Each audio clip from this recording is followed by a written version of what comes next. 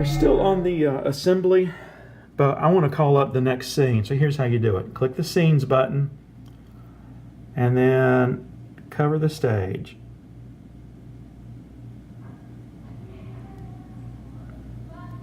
Hello. There we go. And recall.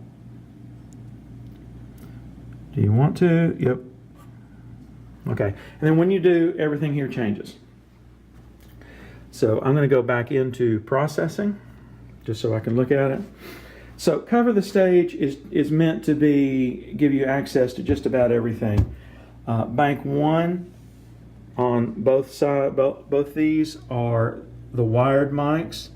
Bank B is the wireless.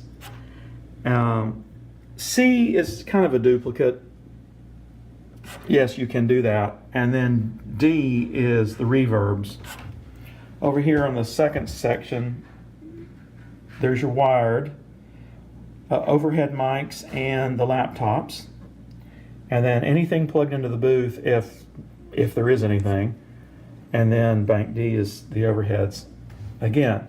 So yeah, you really can have the overheads in multiple locations. So, and you notice these things move depending on what you've got called up there.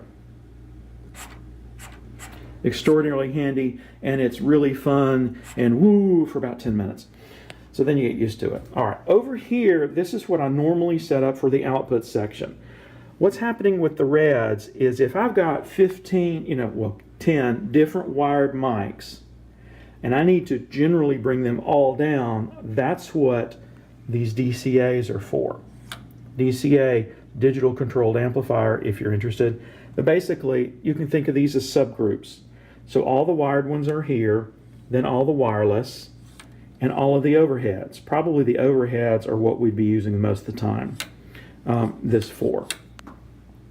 But incredibly handy, because if I've got the overheads, like this, and it works good, works well, except they need to be softer, then I can just pull this one down, and that changes all of these, but the relative volumes stay the same. This one's still going to be louder than that one. So that's the purpose behind the red ones, the DCAs. Now, the monitors are interesting. You notice how the LR mix button is done. Now, if I hit the monitor button, okay, you notice, all right, mix, monitor. So what's happening here, when I hit the monitor mix button, the board changes to show me how much from each microphone is being sent to the onstage monitor, this one. Now we have the capability of having 2 or 3. I've actually reserved 4 connectors over here for the monitors, and we'll deal with that later. So you hit the mix, you make the changes. No, I don't want any of those on stage. I just want the podium and don't want those, but I want the stage CPU. So I'll move that one, or the booth CPU laptop. So I moved from layer A to layer B. There's A, there's B, and it changed. So now when I push mix for the main again, everything is set like it is. Now, when I flip back and forth, that does not change anything that's going out to the amplifiers and all that kind of stuff. All it's doing is changing what I'm looking at here. And that's an important part.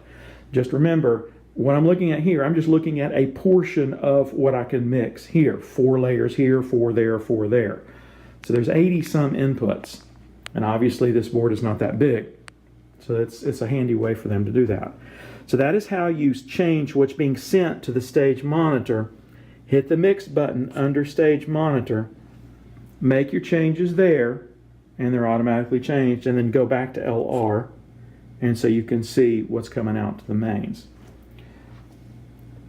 On most of these, I actually have talk, and sometimes they're simpler. This is B, but wired and wireless are there, talk, monitor stage, and LR. That one's kind of handy because this one's fancier, but this is simpler. Either one would work.